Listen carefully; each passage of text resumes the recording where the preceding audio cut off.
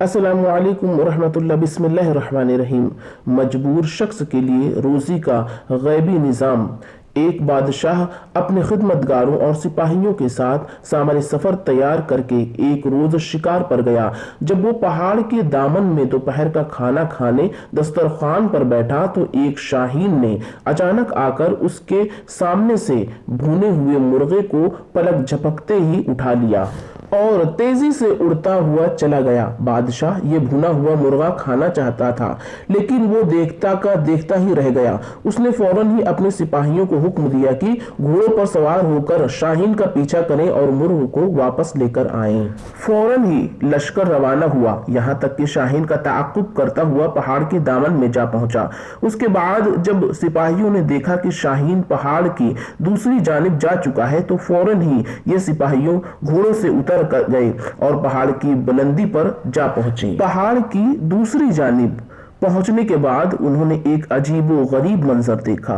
उनके सामने एक शख्स था जिसके हाथ और पांव बंधे हुए थे और वो जमीन पर पड़ा हुआ था और भुना हुआ मुर्गा दस्तरखान से उठा लाने वाला शाहीन बड़े मजे से उस शख्स की मेहमान नवाजी कर रहा था। वो परिंदा चोंच से गोश्त नोच नोच कर उस शख्स के मुंह में डाल रहा था और उसके बाद वो उड़ा और कहीं से अपनी चोंच में पानी भरकर लाया।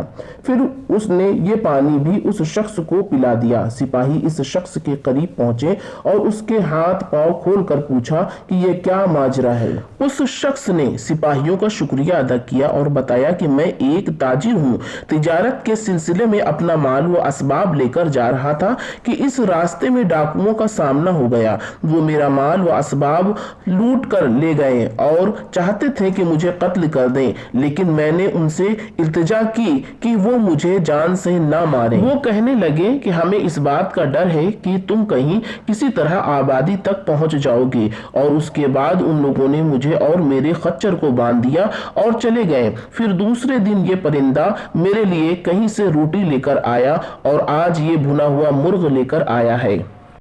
ये रोज इसी तरह से मेरी मेहमान नवाजी करता है।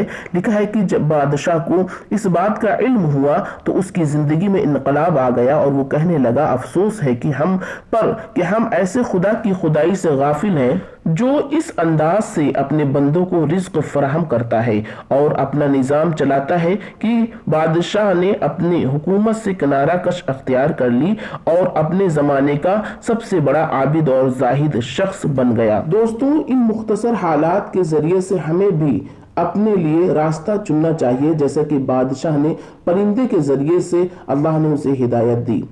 दोस्तों, हम सबको भी अल्लाह के अहकाम और अपने नबी सल्लल्लाहु अलैहि वसल्लम की अपनी ज़िंदगी को रोशन करना चाहिए। अगर हम ऐसा करते हैं तो इंशाअल्लाह अल्लाह तबारक व तआला हम सबको दुनिया व आखिरत में कामयाबी और कामरानी अता फरमाएगा। अस्सलामु अलैकुम रहमतुल्लाह।